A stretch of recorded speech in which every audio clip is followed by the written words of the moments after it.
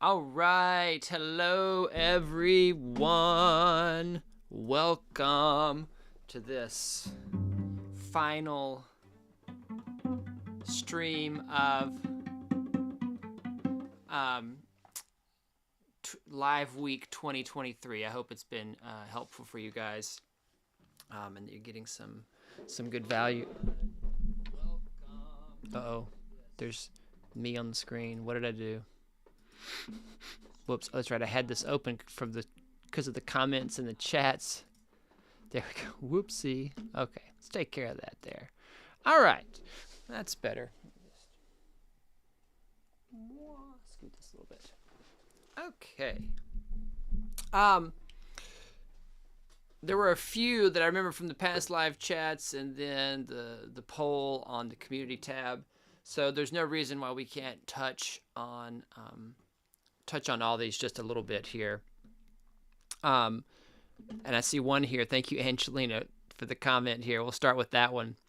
And thank you, Woodside. So yes, I'm going to get to that one as well, because I remember you mentioned that one the other night. So you guys have been so supportive. I definitely want to talk about these.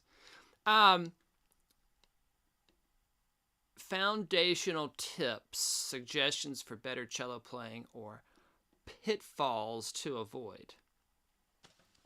There is one biggie. As soon as I saw you write that, there is one biggie that I don't like to have regrets. But looking back in my practicing life as a college student and as a professional, what's one pitfall that I would definitely avoid, all right, if I was talking to my younger self? And that would be, don't be in a hurry when you're practicing. What I mean by that, I kind of alluded to it the other night or last night when I was saying, set a goal for your practice session. Yes. Meaning like what do I want to accomplish in this practice session? And let me go a little further with that, because here's the trap that we get into with practicing, is that we get in a hurry and we have all these things on our mind that we want to accomplish while we're practicing. And we kind of touch the surface of all of them and don't dig very deep into any of them. And when you set a goal, you set a singular goal, or maybe you set two goals during a practice session, and you have a good 30-minute practice session for that, and then you accomplish those two goals, it's kind of this half glass full, half empty thing where you go, oh man, I only accomplished two things today.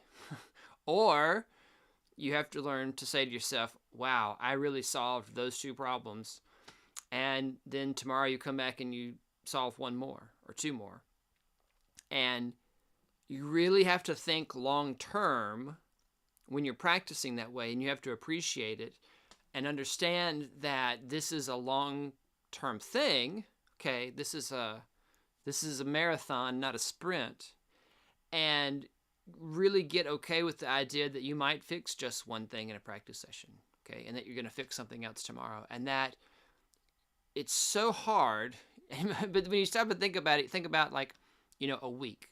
If you're studying with an in-person teacher and you're going weekly lessons, if you really solved one problem and solved it really well every day for 6 days, and then went back to your lesson on the 7th day, I mean, just when you think of it that way, like, gosh, how much better would you play in your lesson?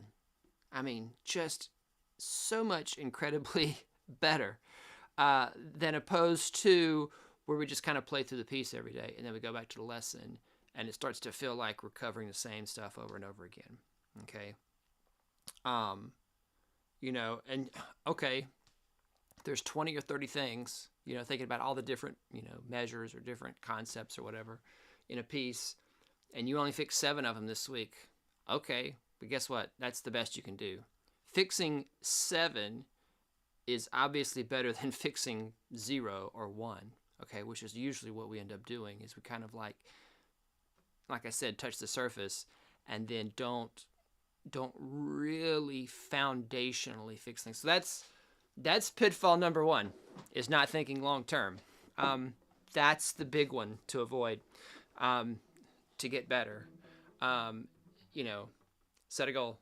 Set a goal, do it, fix it, spend some quality time on it, work on something else the next day, okay, or in the next practice session.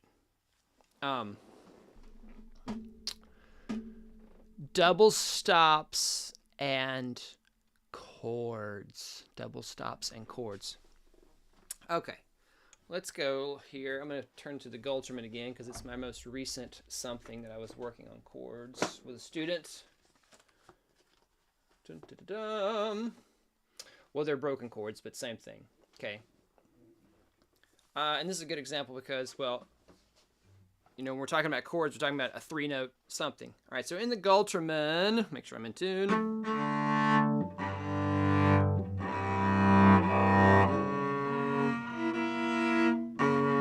I have C sharp, B flat, E. All right, it's a diminished chord. And what I'm going to do is I'm going to practice 2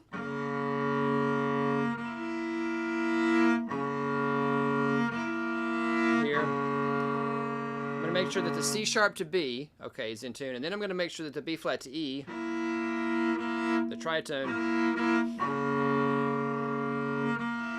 is in tune. Okay, next chord is a G major chord. We have D, D, B, and G. I'm first going to make sure that the bottom 2 are in tune with each other, and then the top 2.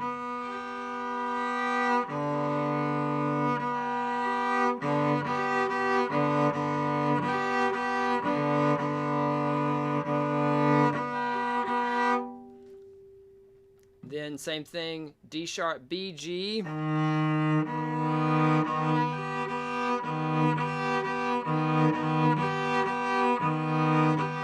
right, but I'm checking the different parts of the chord together, okay, before I play the whole chord as a chord, right? I could break that down even further in this case. Because I'm playing G, D, A string, okay? So maybe I just practice the notes on, all right, I'm going to finger all the notes. I'm going to put my fingers down for all 3 notes, but maybe I'm just going to practice the bottom one. So I have C sharp, D, D sharp, E,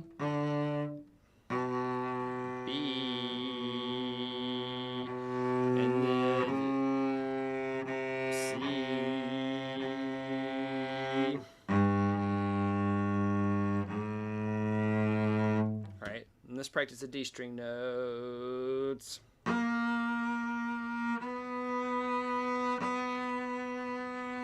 Let's be in a row, all in a row.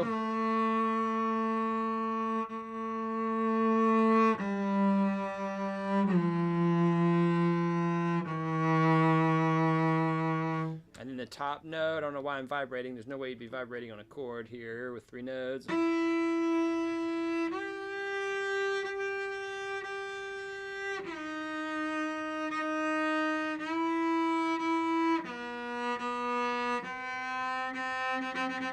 All right, so you can practice the notes individually. All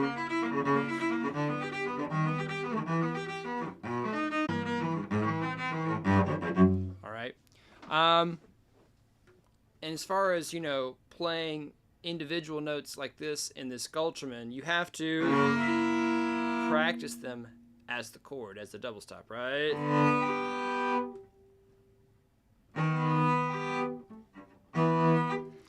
If you have any piano skills, if you're able to play the chords on the piano just to hear the quality of them, to hear what they sound like, it's always a great idea with chords, okay?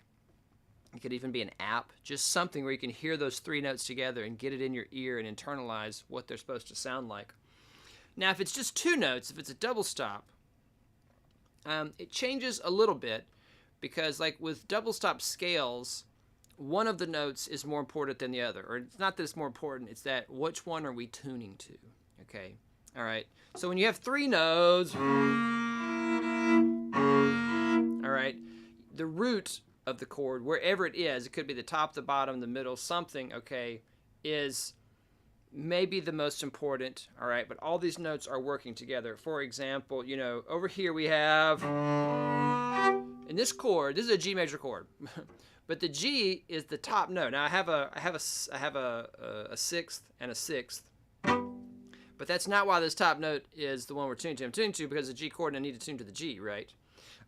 Or over here I have a C chord.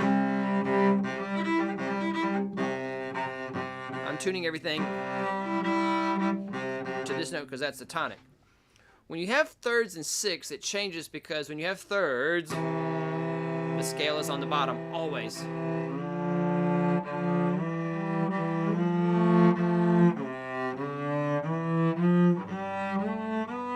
So you definitely want to practice one finger at a time, practicing that bottom finger.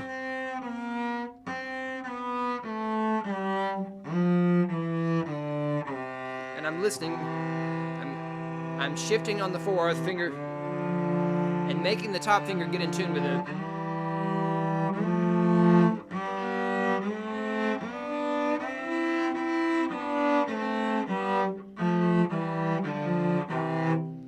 Now, a sixth is an inversion of a third, so that changes and becomes the opposite. When I have a sixth, the scale is on the top.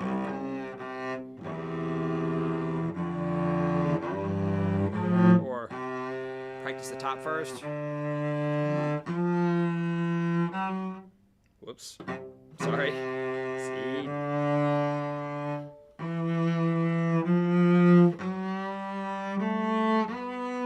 There we go.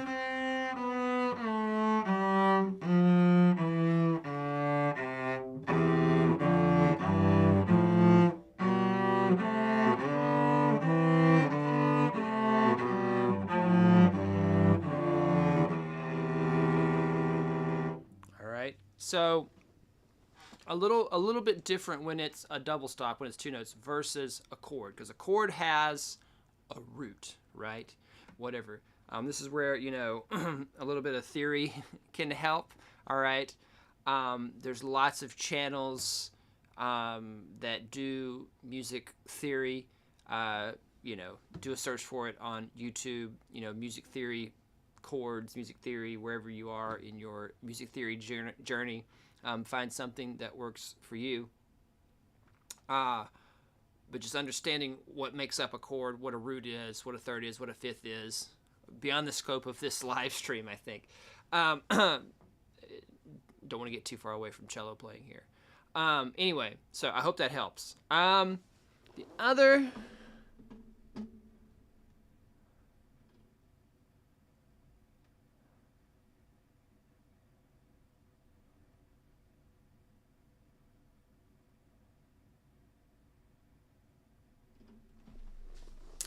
Yeah, that's true. So, yeah, when you're playing a chord, you know, your hand is going diagonal. And so whenever you have a diagonal, there's a little bit of change in your fingers, okay, where they're a little bit farther apart. Yes. So that's why you have to practice. That's why you have to practice things as the double stop, okay? 2 and 2 and 2 and 2, always, always. Anytime you have lots of string crossings, or anything that's in a crazy key or whatever, actually practicing using double stops is always advisable. Yeah, always advisable.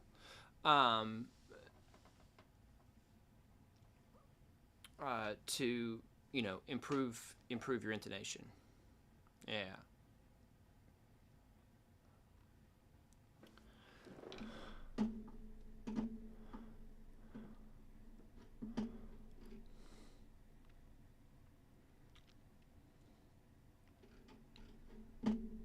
Awesome.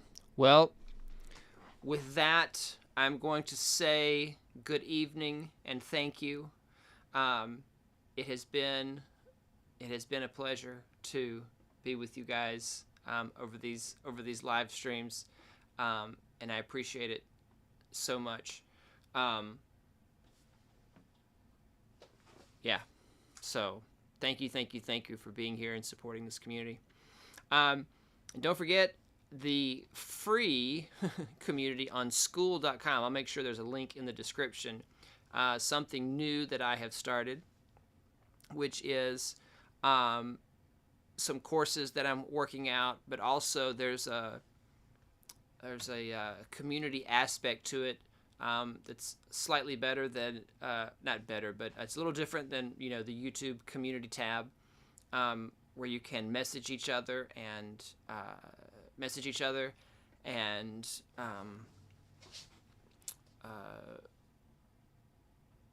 get help. Okay, I've started posting some stuff in the beginner cello tab, beginner class, and I'm going to be posting some other things throughout the year there on school.com. So I'll make sure I'll put up, and there's a link to it already in some of the past live streams if you're interested. That'd be maybe my last parting thought here is, because we were answering the question earlier about pitfalls, and the other major pitfall, thinking that you can do all this on your own. We need help. We need each other, right?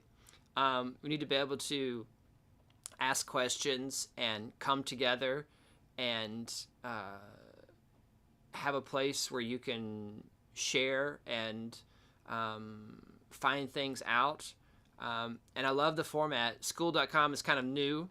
It's something I discovered, and I thought, gosh, this would be perfect for us. And so there we go. I've created it. There's just a few questions to ask. Ask for your email address, and then it asks what you're working on and what you hope to get out of being on school.com. So come check it out, and I hope to see you in there in the Cello Online School there. Link in the description.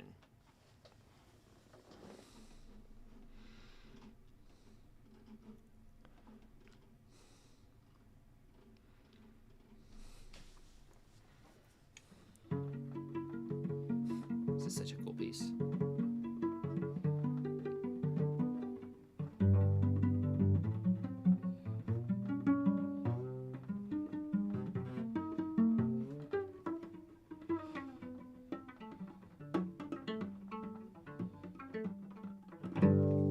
All right. You're most welcome. Most welcome. All right. I will hopefully see you guys in there. Thanks so much.